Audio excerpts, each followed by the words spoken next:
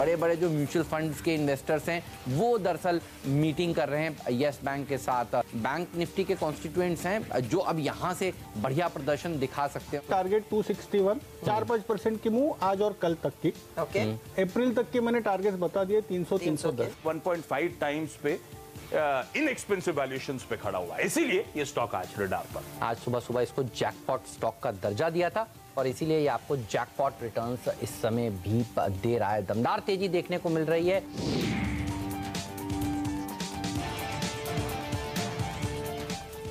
यह निफ्टी में सबसे बढ़ने वाला स्टॉक यस बैंक ही था। बढ़िया तेजी देखिए इस शेयर ने आपको कल कमा कर दी और हमारा चौकीदार स्टॉक भी था। जी हाँ नीरज, और मैंने अब पहला जो ओपनर स्टॉक है उसको चौकीदार का दर्जा देना शुरू कर दिया है और उसके ऊपर भी आपकी नजर जरूर होनी चाहिए। चलिए शुरुआत करते हैं। इस वक्त ग्लोबल संकेत किस तरह से निकल कर आए, ओवरनाइट यूएस के मार्केट्स में क्या हुआ, पिच रिपोर्ट क्या कह रही है, इस पर सबसे पहले चर्चा करते हैं। नीरज बताइए, अमेरिका के बाजारों ने कैसा प्रदर्शन दिखाया? देखिए, दो चीजें बहुत महत्वपूर्ण है आज के लिए ग्लोबल क्यूज के तहत। पहली तो ये है कि चीन में बहुत शानदार रिकवरी देखने को मिल रही है। जो ताज़ा सर्वे निकल के आया है उसमें इकोनॉमी में अब बहुत बढ़िया सुधार देखने को मिला। उसकी दो वजह हैं, एक तो वहाँ पे जो सुधार के तहत सरकार ने टैक्स कट किए थे उसका फायदा, और दूसरा वहाँ जो छोटे उद्योगों को सस्ती दरों पे सीधे लेंडिंग करी गई थी उसका फायदा मिल रहा है। दूसरी खबर अमेरिका से है। फेड की जो बैठक होने वाली है अगली, उसमें संभावना जताई जा रही है कि सर हो सकता है फेड वहाँ पे अब अपने रेट कट का प्लान सामने आपके रख दे, क्योंकि जो ताज़ा सर्वे निकल गया उसमें कहा जा रहा है कि कैलेंडर ईयर 2019 में एक रेट कट होगा। तो ये इस बात नहीं, का रेट कट होगा। आप समझिए कितनी बड़ी बात है। छोड़ दीजिए आप। एग्जैक्टली संकेत ये बन रहे हैं कि दुनिया भर की इकोनॉमी में जो मंदी की समस्याएं हैं, जो इस तरीके के डेटा निकल के आ रहे हैं, कल हाउसिंग डेटा वहां का काफी वीक आया है, तो उससे भी ट्रिगर मिला कि अब आपको सिर्फ ये नहीं करना पड़ेगा कि अपना इंस्टांस चेंज करें, अपना रुख बदलें, अब आपको सिस्टम में थोड़ा पैसा भी डालना पड़ेगा, सस्ता पैसा, और इसीलिए अब इस तरीके की बातें हो रही थी। ये बहुत बड़े ट्रिगर हैं। तीसरा ट्रिगर है कि जो बातचीत है ट्रेड वॉर वाली वो लगभग कंक्लूजन की तरफ पहुंच रही है और बहुत सारे मुद्दे सुलझते हुए दिख रहे हैं, ऐसी रिपोर्ट्स आ रही हैं। तो ग्लोबल क्यूज आप इस नज़रिए से देखेंगे तो बहुत ही बेहतरीन है। और घरेलू फ्रंट पे जो दो ट्रिगर हैं, मानसून और रेट कट अगले हफ्ते है। तमाम ब्रोकरेज कह रहे हैं कि एक रेट कट तय है अगली बार, और उस पर भी जिसको कहते हैं ना सोने पे सुगंध वाली बात, कि मानसून की जो रिपोर्ट निकल के आ रही है कि रोबस्ट रेन यानी बहुत हेल्दी मानसून इस सीजन में रहने वाला है। अप्रैल के मध्य में ऑफिशियल अनाउंसमेंट करेगा आईएमडी। और जो अल नीनो का एक राइडर लगाया गया है वो ध्यान रखिएगा, इससे पहले कई एजेंसीज की रिपोर्ट आई है जहां पे अल नीनो की चांसेस बहुत कम मानी गई हैं। तो इसको इस पर्सपेक्टिव में देखना चाहिए, और सरकारी एजेंसी बिना ऑफिशियल फोरकास्ट के वो बात पूरी खुल के कह नहीं सकते। तो इसलिए मॉनसून, रेट कट और बेहतरीन ग्लोबल क्यूज आज मार्केट के लिए। बिल्कुल, तो इससे बढ़िया संकेत हो नहीं सकते।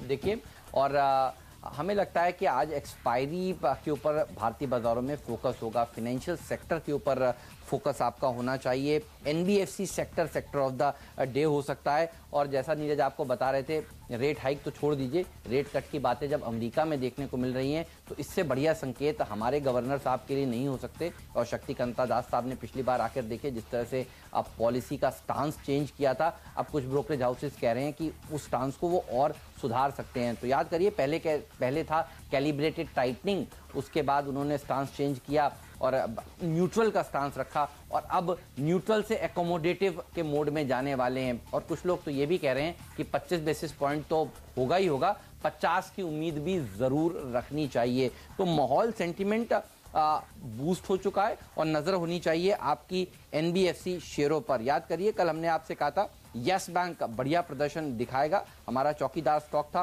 और उसने आउट परफॉर्मेंस दिखाया। तो आज का ओपनर जो स्टॉक है वो है दरअसल L&T फाइनेंस होल्डिंग, और ये वो कंपनी है जो आउट परफॉर्म आज के सत्र में कर सकती है। देखिए, प्रमोटर की हिस्सेदारी करीब 64% के आसपास है, 10% FPIs होल्ड करते हैं। अब आपको मार्केट में ये देखना चाहिए कि FIIs, FPIs जो भारतीय बाजारों में पैसा डाल रहे हैं वो दरअसल कौन से शेयरों में आगे और डालेंगे, जिसमें उन्होंने पहले से ही ड्यू डिलिजेंस कर रखा है। जाहिर सी बात है वही वो खरीदेंगे, वही उनके बाइंग यूनिवर्स का पार्ट होता है। और इसीलिए आप देखिए, सबसे पहले उन्होंने प्राइवेट बैंक्स खरीदे, ये नो ब्रेनर थे, लेकिन आगे चलकर अब एनबीएफसीज के ऊपर फोकस होगा। 10% के आसपास FPIs की हिस्सेदारी है इस कंपनी में। सिटी ग्रुप जैसे funds, small cap world fund इसमें हिस्सेदारी ओन करता है। और आप देखिए L&T ग्रुप का पेरेंटेज भी है, तो इसीलिए आज हमने इसको चौकीदार का दर्जा दिया है। अच्छा प्रदर्शन प्रदर्शन ये स्टॉक दिखा सकता है। और 10 के 10 खिलाड़ी जो हैं आज हमारी टीम में एनबीएफसीज ही हैं और हम उम्मीद कर रहे हैं कि कुछ बड़े अनाउंसमेंट्स एनबीएफसी सेक्टर की राहत के लिए आ सकते हैं। देखिए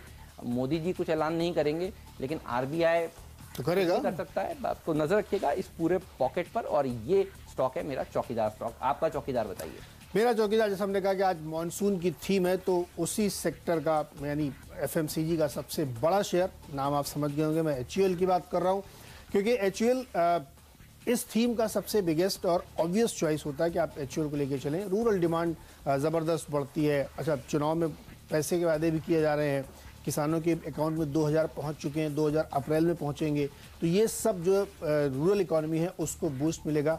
मॉनसून बेहतर है तो यहाँ पे एचयूएल को तेज़ी मिलेगी। और आपने देखा होगा पिछले 2-3 क्वार्टर से एचयूएल ने सरप्राइज किया वॉल्यूम ग्रोथ के टर्म्स में, तो बहुत ही बेहतरीन मौका है आपके पास कि आप अगर जिन लोगों को अपने पोर्टफोलियो में रखना वो रख सकते हैं, क्योंकि स्टॉक ने भी पिछले कुछ दिनों में बहुत अच्छी तेज़ी नहीं दिखाई है, तो यहाँ पे खरीदारी करके चलना चाहिए। और मॉनसून जब एक बार बढ़िया हो जाता है ना, तो बहुत सारे सेक्टर्स को फ़ायदा होता है, पूरी इकोनॉमी को, क्योंकि भारत के लिए अच्छा मॉनसून होना सबसे ज़रूरी होता है और ये लगातार कई सालों से बेहतर हो रहा है। तो यहाँ पे ध्यान रखिएगा कि अभी और भी स्टॉक्स मैं आपको बताऊंगा जो इसी थीम पे होंगे आगे, लेकिन पहला स्टॉक एचयूएल होगा। 1700 के लक्ष्य के साथ खरीदारी करके चले आज। ऑलराइट, तो एल&टी फाइनेंस होल्डिंग से हमने शुरू किया और एल के बाद एम अक्षर के ऊपर फोकस है। देखिए ये एनबीएफसीज जो हैं ये काफ़ी पिट चुकी थी। और अगर आपको याद हो तो डीएचएफएल में जिस तरह से दिक्कतें आई उसका खामियाजा पूरे सेक्टर ने भुगत लिया है और अब ये सस्ते वैल्यूएशंस पर भी ट्रेड कर रहे हैं मार्केट में। आप देखिए बैंक निफ्टी लगातार ऑल टाइम हाई लगा रहा है। कल के सत्र में भी आपको ग्लास हाफ फुल देखना चाहिए। मिड कैप इंडेक्स बड़ा था, बैंक निफ्टी 30,000 के ऊपर जाकर लाइफ में पहली बार बंद हुआ है। तो बेस्ट सेक्टर कौन सा है आप समझ रहे हैं? फाइनेंशियल्स है, बैंक्स हैं। तो बैंक्स के बाद अब एनबीएफसीज की बारी है। एमएनएम फाइनेंशियल्स अब बढ़िया प्रदर्शन दिखाएगा। मॉनसून के प्ले को अगर आपको खेलना है और देखिए अगले हफ्ते आरबीआई की पॉलिसी है शुक्रवार को, तो उसको अगर आपको प्ले करना है तो आपको एनबीएफसीज के ऊपर भरोसा करना चाहिए। बड़ा पैसा बनाना है तो अब खरीदिए और पॉलिसी से पहले या पॉलिसी के साथ इनको अगर आप बेचेंगे तो अच्छा पैसा आपका अब बनेगा। एमएनएम फाइनेंशियल्स वैसे भी रूरल सेक्टर के ऊपर फोकस करता है, जो नीरज आपको बता रहे हैं मोदी जी ने पैसे ट्रांसफर किए हैं खातों में किसानों के। देखिए रूरल सेक्टर के ऊपर ही आपको प्ले करना चाहिए, यही वो पॉकेट है दरअसल जो आउट परफॉर्म करेगी। एमएनएम फाइनेंशियल्स 440 तक के लेवल्स आपको आराम से दिखा सकता है। डॉक्टर साहब अगली प्लेट लाइए, और वो भी एनबीएफसी है और हमें लगता है एनबीएफसी सेक्टर में तेजी बनेगी। मुथूट फाइनेंस पर रखिएगा नजर। साथ ही तीसरा स्टॉक भी बता दूं, मुथूट कैपिटल। तो ये एम अक्षर के कुछ स्टॉक्स और एनबीएफसी जहां पर मेरी नजर है 630 के टारगेट यहां पर देखने को मिल सकते हैं और मुथूट कैपिटल में 915 रुपए तक के लेवल्स बन सकते हैं। तो एनबीएफसी बिल्कुल। और एमएनएम में एक चीज ध्यान रखिए फाइनेंशियल में, क्योंकि वो रूरल में ज़्यादातर एग्री इक्विपमेंट फाइनेंसिंग में है और जैसे ही मानसून बढ़िया होता है तो उन सबकी खरीदारी शुरू हो जाती, तो उस लिहाज से भी उसमें बहुत बढ़िया है। तो मानसून जब बढ़िया होगा तो फर्टिलाइजर की डिमांड बढ़ेगी और फर्टिलाइजर शेयर्स भी आज आप ट्रेड करना चाहिए। बहुत बढ़िया तेजी इसमें बनेगी।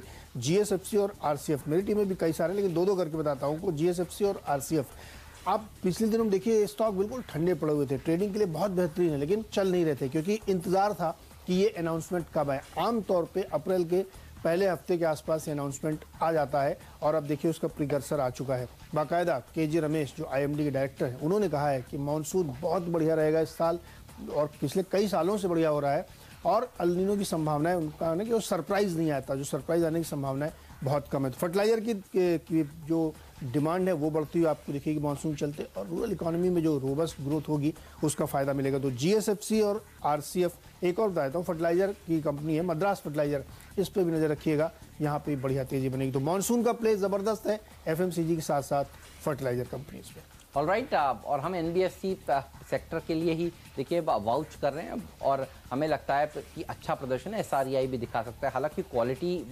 एनबीएफसी नहीं है ये हम सब आप जानते हैं और इसीलिए इसका भाव भी देखिए वो है महंगा होगा, अच्छा होगा तो फिर वो बजाज फाइनेंस ही है जिसने कल के दिन में भी देखिए ऑल टाइम हाई लगाया।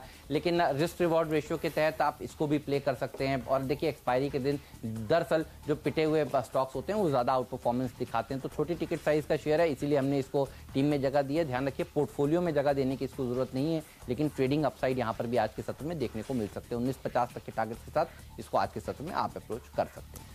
एक और fertilizer company fact fertilizer and chemical Travancore, इसको भी नजर में रखिएगा। छोटे टिकट साइज का स्टॉक है, बढ़िया रिटर्न देता है। जब भी इस तरीके की खबरें आती हैं, मानसून की अच्छी तेजी बनेगी, यहाँ पे सरकार का सपोर्ट है, इलेक्शन ईयर है, पैसे हाथ में है, गाँव में, रूरल में, तो उसका फायदा इसको मिलेगा। तो यहाँ पे भी खरीदारी करके चल सकते हैं। तो दो थीम आपको ब्रॉडली बताई गई हैं, एक FMCG फर्टिलाइजर और NBFCs। NBFCs का बहुत बड़ा ट्रिगर है RBI की जब पॉलिसी आएगी तो, क्योंकि उनकी समस्या लिक्विडिटी की है और वो लगातार ईज हो रही है। तो यहाँ पे एक वक्त है अब आपसे जब बताने का कि हमारा डिपेंडेबल शेयर कौन सा होगा।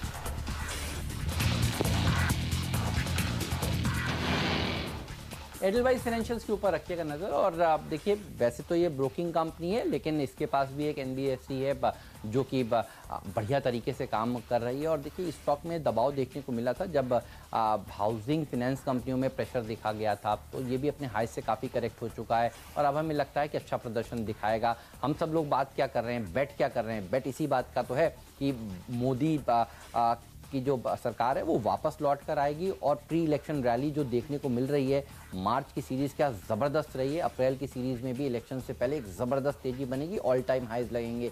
जब वो लगेंगे तो फिर आपकी नज़र होना चाहिए ऐसी कंपनियों पर जिसमें ब्रोकिंग भी है, NBFC भी है। तो इसलिए एडलवाइस को हमने टीम में शामिल किया। आप याद करिए, कुछ दिनों पहले हमने पूरी की पूरी जब टीम बनाई थी तो वो ब्रोकिंग NBFC सेक्टर की बनाई थी। वहाँ से देखिए स्टॉक अब ऊपर कारोबार कर रहे हैं और हमें लगता है कि ये कंटिन्यूटी रहने वाली है, इसलिए एडलवाइस को टीम में जगह दी है। 200 रुपये तक के टारगेट्स आराम से यहाँ पर हासिल हो सकते हैं।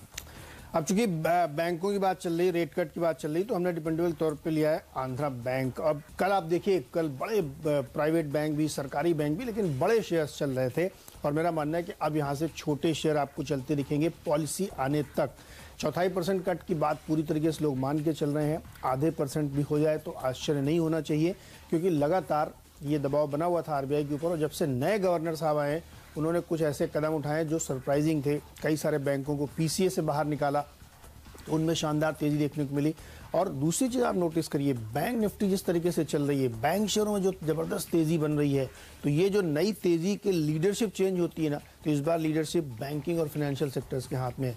इसीलिए मैं लगता है कि ऐसे शेयरों को आपको पकड़ना चाहिए जो छोटे टिकट साइज़ के हैं, सरकारी क्षेत्र के हैं और पॉलिसी से पहले उसमें बढ़िया तेज़ी बनेगी। तो इसलिए आप खरीदारी करके चलिए। आंध्रा बैंक में खरीदारी करिए, 30 रुपये का लक्ष्य होगा, 26.50 के आसपास स्टॉप लॉस। ये जो CBI के एक हाई लेवल ऑफिसर को भेजा जा रहा है, आपको पता है, लंदन। yes. और कल का दिन बहुत महत्वपूर्ण है और वो इसलिए क्योंकि नीरव मोदी साहब को अगर एक्स्ट्राडिक्शन के लिए कोर्ट ने हाँ कर दी तो उनको ले आया जाएगा। मेरी गट फीलिंग ये कहती है कि जो ये चुनाव के किसी फेज के बीच में 100% कोई एक आएगा और ये बहुत सेंटिमेंट के लिए बहुत पॉजिटिव हो जाएगा। तो एक हमारे दर्शक हैं, बहुत सारे लोग ट्वीट करते रहते हैं, तो उन्होंने एक बहुत बढ़िया गजल जो है वो लिखी है। वो कह रहे हैं कि वो आपको याद है, रंजिशी सही है। तो आप देखिए, ये वो सेक्टर है जो आउट परफॉर्म करेगा। PSU बैंक्स में हम काफी दिनों से तेजी में हैं और इसके ऊपर नजर होनी चाहिए। तो मुझे लग रहा है मेरा कैप्टन चॉइस मिल रहा है। कुछ और भी PSU बैंक है? बिल्कुल है, NBFCs तो भी फिर मैं थोड़ा इंतजार करूंगा। कुछ और PSU बैंक्स के ऊपर नजर होगी और NBFCs पर नजर होगी। एक छोटा सा कमर्शियल ब्रेक लेंगे और ब्रेक के बाद हाजिर होते हैं, बताएंगे आपको आज का फ्री हिट शेयर कौन सा है और आज का पिंच हिटर स्टॉक कौन सा है।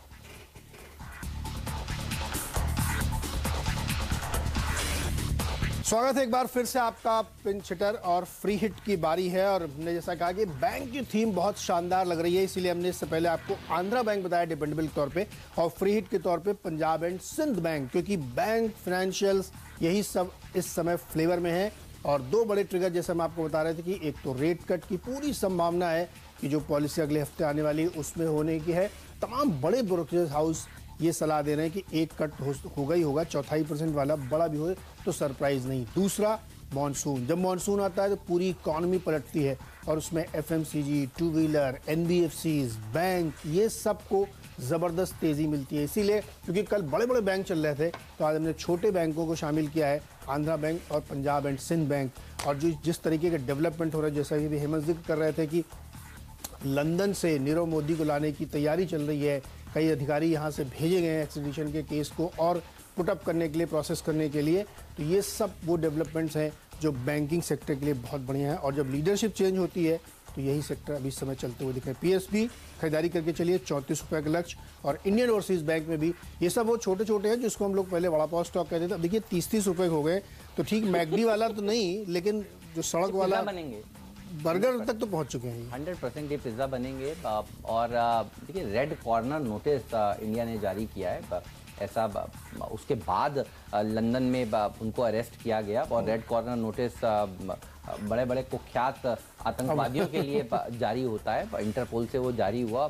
तो वो जो है ना, इलेक्शन के समय ये वापस आ जाए, इस पर तो कोई आचार संहिता नहीं है उनके वापस आने। नहीं, इस पर कोई नहीं। ये सारी चीजें देखिए पॉजिटिव हो जाएंगी। बाय ऑन एवरी डिप्स की रणनीति होनी चाहिए, और मुझे लगता है आज 3 से 3.5 के बीच का जो गेम होगा एक्सपायरी का, अब मंदी वाले फंसेंगे, ये नजर आ रहा है। कल भी देखिए आपने अलर्ट कर दिया, वो सुबह से नहीं करेंगे। नहीं करने दीजिए, मंदी करेंगे लोग तो तभी तो ज्यादा बनेगा, तेजी होगी, तभी तो ऑल टाइम हाईस पर हम पहुंचेंगे। लेकिन फोकस है एनबीएफसीज के ऊपर ही है, और मुझे लगता है कि अच्छी तेजी देखने को मिल सकती है। एडलवाइस तो अभी मैंने डिपेंडेबल का दर्जा दिया था। जेएम फाइनेंशियल्स पर भी मुझे याद है कुछ दिन पहले ये जैकपॉट स्टॉक था आशीष, बिल्कुल, और हमने इस स्टॉक को 50 रुपए के लेवल से स्टॉक 2020 में कई बार सुझाया है, और 160 के लेवल हासिल करने के बाद ये नीचे भी आया है। तो आशीष ने फिर से जब जैकपॉट का तड़का लगाया स्टॉक पे, देखिए इसमें एक रैली बननी शुरू हो रही है, और मुझे लगता है ये सेंचुरी लगाएगा बहुत आराम से। अच्छा, तड़का लगाने के तुरंत बाद खबर आई थी कि होटल लीला 4000 में एसेट बिक गया, तो इनका फायदा हो गया। तो आप सोचिए, होटल लीला बिका, लोग सोच रहे थे होटल लीला खरीदिए, हम कह रहे थे नहीं जेएम फाइनेंशियल खरीदिए, क्योंकि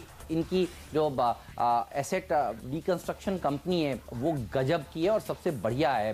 तो नजर रखिएगा, विक्रम पंडित साहब ने जब इस कंपनी में एंट्री की थी, उसके बाद से आप देखिए इस कंपनी में क्या जोरदार तेजी देखने को मिली, और मुझे याद है उन्होंने खुद इस कंपनी के शेयर सब्सक्राइब किए थे। नजर रखिएगा जेएम फाइनेंशियल्स के ऊपर। अगला शेयर लाइए डायरेक्टर साहब, पिंच हिटर का दर्जा मैग्मा फिनकॉर्प को दे रहे हैं। अगर आपको लगे ये बहुत बढ़ गया है तो एक बार छोड़ भी सकते हैं इसको। 8% की रैली दरअसल स्टॉक में कल देखने को मिलती है, लेकिन मैं जनरली ट्रेंड ये देखा है कि ये 8% बढ़ने के बाद भी सेकंड डे फॉलोअप मूव देता है। तो ये एक पिंच हिटर स्टॉक जिस पर आपकी नजर होनी चाहिए। ब्रेक लेंगे, छोटा सा ब्रेक है, ब्रेक के बाद बताएंगे आपको कैप्टन चॉइस का दर्जा कौन से स्टॉक को मिल रहा है।